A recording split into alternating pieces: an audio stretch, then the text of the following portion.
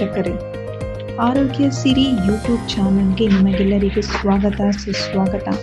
ನಾವು ಈ ದಿನ ವಿಶೇಷವಾದ ಹಣ್ಣಿನ ಬಗ್ಗೆ ಮಾಹಿತಿಯನ್ನು ನಾನು ನಿಮಗೆ ತಿಳಿಸುತ್ತೇನೆ. ಆ ವಿಶೇಷವಾದ ಹಣ್ಣು ರಾಮಫಲ.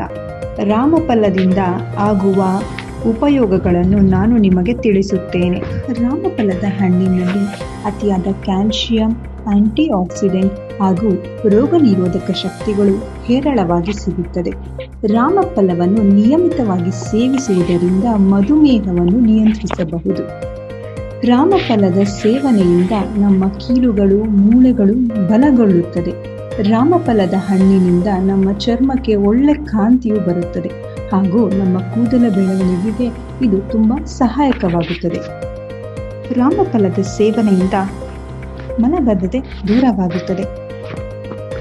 ಜೀರ್ಣಕ್ರಿಯೆಯನ್ನು ಉತ್ತಮವಾಗಿ ನಡೆಯಲು ಸಹಾಯ ಮಾಡುತ್ತದೆ. ರಾಮಫಲದ ಸೇವನೆಯಿಂದ ಅಜೀರ್ಣ ದೂರವಾಗುತ್ತದೆ. ರಾಮಫಲವನ್ನು ಅತಿಯಾಗಿ ಸೇವಿಸುವುದರಿಂದ ನಮ್ಮಲ್ಲಿರುವಂತಹ ಲೋಪದೋಷಗಳು ಕಡಿಮೆಯಾಗಿ ಉತ್ತಮ ಆರೋಗ್ಯ ಬೆಳವಣಿಗೆಯಲ್ಲಿ ವೃದ್ಧಿಯಾಗುತ್ತದೆ. ಮುಂದಿನ ಸಂಚಿಕೆಯಲ್ಲಿ ಮತ್ತೊಂದು ವಿಶೇಷವಾದ ಹಣ್ಣಿನ ಮಾಹಿತಿಯನ್ನು ನಾನು ನಿಮಗೆ ನೀಡುತ್ತೇನೆ. ಚಾನಲ್ಗೆ ಲೈಕ್ ಮಾಡಿ, ಶೇರ್ ಮಾಡಿ, ಸಬ್ಸ್ಕ್ರೈಬ್ ಮಾಡಿ. ಧನ್ಯವಾದಗಳು.